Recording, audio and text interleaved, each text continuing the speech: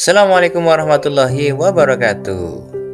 Izinkan kami untuk melaksanakan kegiatan koneksi antar materi modul 2.3 coaching untuk supervisi akademik. Tugas ini disusun oleh Sony Pamela, CGP dari kelas 07049 B2 dari SD Negeri 1 Bantar Soka. Tak lupa kami mengucapkan terima kasih kepada fasilitator saya, Bapak Samuji MPD, serta pengajar praktik saya, Bapak Bambang Prilistyo SPD. Pada kegiatan koneksi antar materi modul 2.3 ini memiliki alur refleksi. Yang pertama adalah pemikiran refleksi terkait pengalaman belajar. Yang kedua, analisis untuk implementasi dalam konteks CGP. Dan yang ketiga adalah membuat keterhubungan. Yang pertama, pemikiran reflektif terkait pengalaman belajar memiliki 5 indikator. Yang pertama adalah pengalaman atau materi pembelajaran yang baru saja diperoleh. Yang kedua, emosi-emosi yang dirasakan terkait pengalaman belajar. Yang ketiga, apa yang sudah baik berkaitan dengan keterlibatan dirinya dalam proses belajar. Yang keempat, apa yang perlu diperbaiki terkait dengan keterlibatan dirinya dalam proses belajar.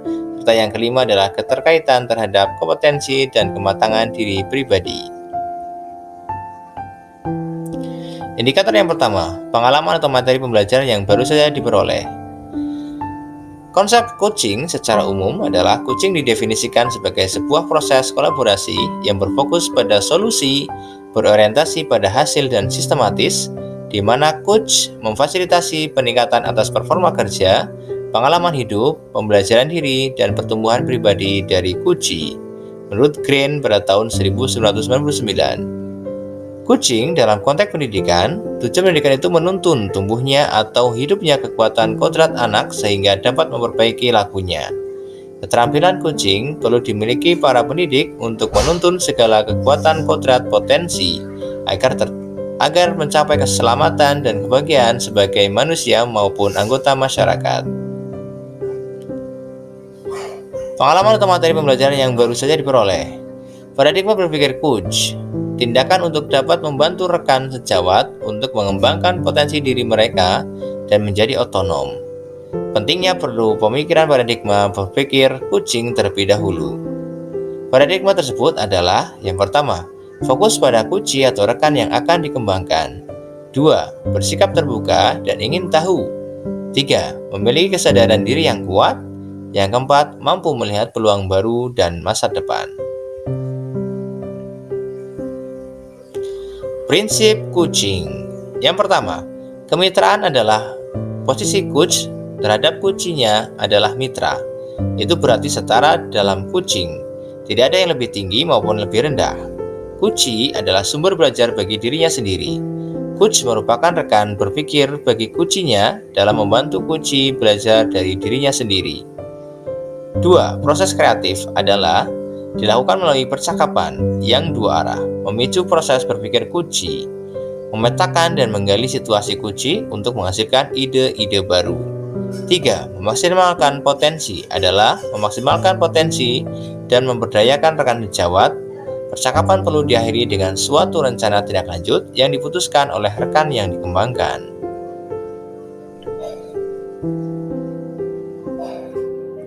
Kompetensi inti coaching. Yang pertama, kehadiran penuh atau presence adalah kemampuan untuk bisa hadir utuh pada coachee atau di dalam coaching disebut sebagai coaching presence, sehingga badan, pikiran, hati selaras saat sedang melakukan percakapan coaching.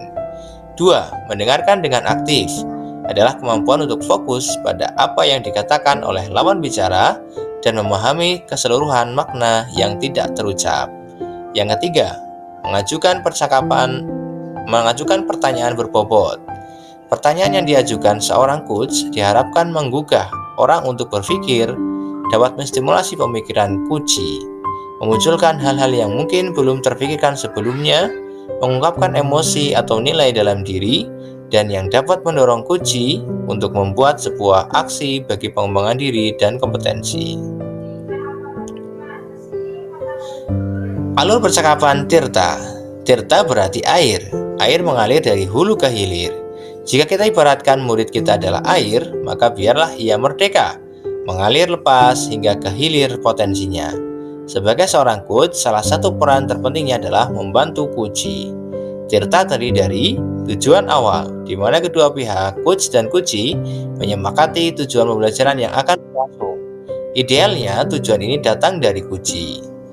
Identifikasi, di mana coach melakukan penggalian dan pemetaan situasi yang sedang dibicarakan, dan menghubungkan dengan fakta-fakta yang ada pada saat sesi. Rencana aksi, di mana pengembangan ide dan alternatif solusi untuk perencanaan yang akan dibuat, serta tanggung jawab, di mana membuat komitmen atas hasil yang dicapai dan untuk langkah selanjutnya. Pengalaman atau materi pembelajaran yang baru saja diperoleh, supervisi akademik dengan paradigma berpikir coaching. Dalam melaksanakannya, ada dua paradigma utama dalam menjalankan proses supervisi akademik yang memberdayakan, yakni 1. Paradigma pengembangan kompetensi yang berkelanjutan dan optimalisasi potensi setiap individu. Prinsip supervisi akademik dengan paradigma berpikir coaching meliputi: yang pertama adalah kemitraan, proses kolaboratif antar supervisor dan guru, konstruksi bertujuan mengembangkan kompetensi individu, terencana, reflektif, objektif. Informasi diambil berdasarkan sasaran yang sudah disepakati, berkesinambungan, komprehensif, mencakup tujuan dari proses supervisi akademik. Emosi-emosi yang dirasakan terkait pengalaman belajar. Saya sangat termotivasi untuk lebih giat belajar, mendapatkan pemahaman yang lebih baik tentang coaching untuk supervisi akademik, dan semakin banyak melakukan praktik coaching, maka akan semakin terasa kemampuan kita sebagai coach untuk hadir penuh, presence, mendengarkan aktif, dan mengajukan pertanyaan berbobot. Terdapat tantangan untuk menerapkan praktik coaching secara berkelanjutan dengan atau rekan sejawat agar mendapatkan keterampilan coaching untuk supervisi akademik. Apa yang sudah baik berkaitan dengan keterlibatan dirinya dalam proses belajar. Saya adalah pribadi yang terus belajar, terbuka menerima kritik, dekat dengan siswa dan teman sejawat, serta siap mendengar yang baik dari masalah-masalah yang dimiliki siswa dan rekan sejawat. Beberapa siswa dan teman sejawat sering menceritakan apa yang menjadi keluhannya, baik di bidang akademik maupun kegiatan sosial mereka. Melalui materi coaching ini, saya jadi lebih paham bagaimana saya harus bertindak ketika siswa maupun teman sejawat membutuhkan saran yang terbaik atas masalah yang dimilikinya. Apa yang perlu diperbaiki terkait dengan keterlibatan dirinya dalam proses belajar? Selama ini, saya sering mendengarkan curhatan teman-teman guru, namun terkadang sering mendominasi dan memberikan instruksi dengan pengalaman yang pernah saya miliki. Setelah mendapatkan materi coaching ini, saya jadi lebih paham apa yang selama ini saya lakukan kurang tepat. Insya Allah nanti kedepannya akan lebih menerapkan dengan prinsip coaching. Keterikatan terhadap kompetensi dan kematangan diri pribadi. Materi coaching ini sangat bermanfaat bagi saya untuk mengoptimalkan kekuatan diri saya sebagai seorang pendidik yang tidak hanya mengajar dan mendidik saja, namun juga mampu menjadi coach dan melakukan coaching bagi orang-orang di lingkungan sekitar untuk memajukan kemajuan sekolah bersama. Analisis untuk implementasi dalam konteks CGP. Indikatornya adalah memunculkan pertanyaan kritis yang berhubungan dengan konsep materi dan menggalinya lebih jauh. 2. Mengolah materi yang dipelajari dengan pemikiran pribadi sehingga tergali wawasan atau insight baru. 3. Menganalisis tantangan yang sesuai dengan konteks asal CGP, baik tingkat sekolah maupun daerah. Yang keempat, memunculkan alternatif solusi terhadap tantangan yang diidentifikasi. Indikator yang pertama adalah memunculkan pertanyaan kritis yang berhubungan dengan konsep materi dan menggalinya lebih jauh. Pertanyaan yang ingin saya tanyakan adalah, bagaimana agar prinsip coaching dapat diterapkan dalam kegiatan supervisi di sekolah? Prinsip coaching dapat diterapkan jika kepala sekolah memiliki pengetahuan tentang coaching dalam supervisi akademik dan mau mengaplikasikannya dalam kegiatan supervisi. Kegiatan supervisi jangan hanya bertujuan sebagai bagian penilaian guru saja, namun supervisi harus dijadikan sebagai cara untuk meningkatkan kompetensi akademik guru sehingga tidak hanya melakukan observasi kelas saja, tapi harus ada percakapan pra-observasi dan pasca observasi.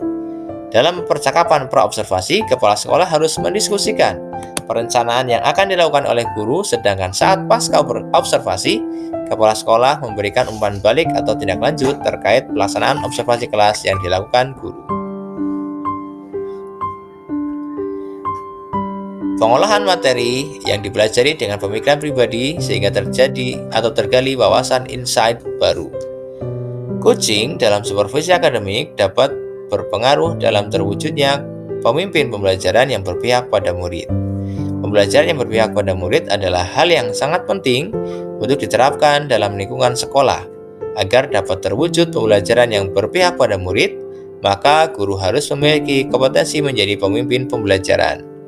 Menjadi pemimpin pembelajaran harus memahami perkembangan murid secara menyeluruh.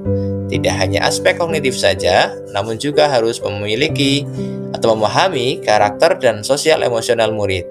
Dengan demikian, tujuan coaching dalam supervisi akademik untuk mengembangkan kompetensi guru agar dapat meningkatkan kinerja dan terwujudnya pembelajaran yang berpihak pada murid. Pada indikator menganalisis tantangan yang sesuai dengan konteks asal CGP, baik di tingkat sekolah maupun daerah. Tantangan terberat adalah menyeragamkan pemahaman tentang coaching dalam supervisi akademik kepada komunitas sekolah. Supervisi akademik hanya dijadikan sebagai penilaian rutin kepala sekolah kepada guru saja. Seharusnya dapat dijadikan sebagai pedoman untuk meningkatkan kompetensi guru. Pada indikator munculkan alternatif solusi terhadap tantangan yang diidentifikasikan. Alternatif solusi yang dapat dilakukan adalah melakukan sosialisasi kepada seluruh komunitas sekolah saat kegiatan rapat guru agar terjadi penyeragaman tentang makna supervisi akademik. Yang kedua adalah solusi selanjutnya adalah dengan memberikan contoh praktik coaching dalam supervisi akademik melalui berbagai media informasi digital yang dapat diakses oleh seluruh komunitas sekolah.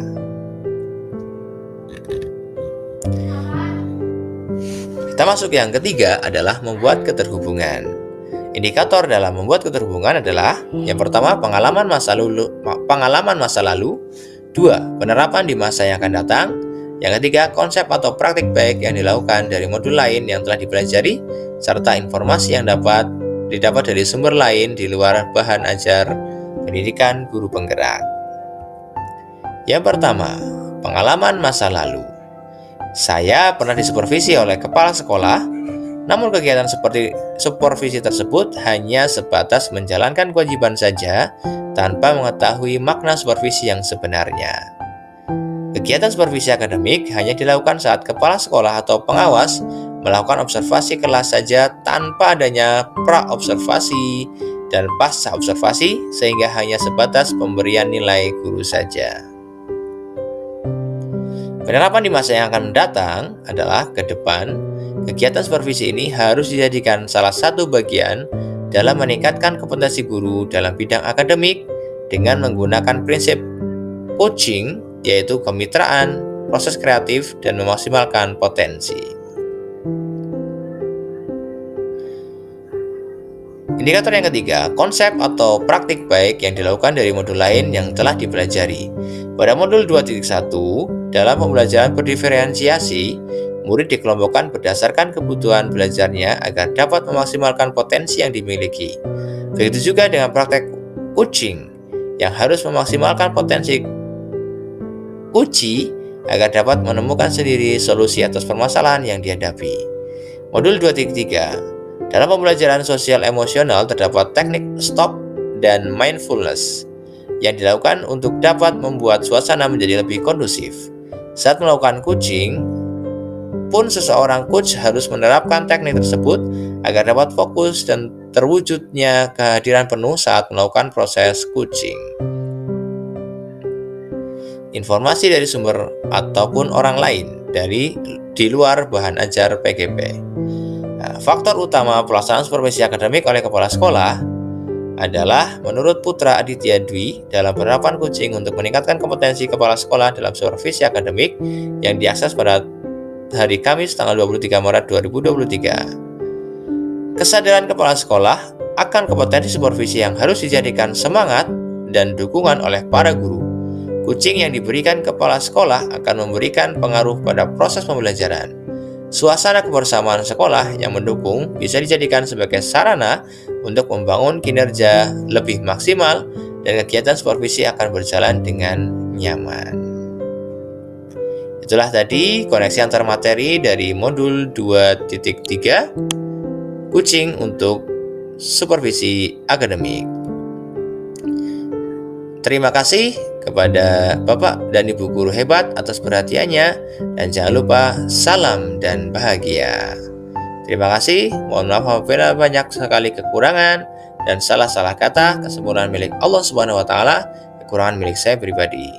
Terima kasih. Billahi taufiq wal hidayah. Wassalamualaikum warahmatullahi wabarakatuh.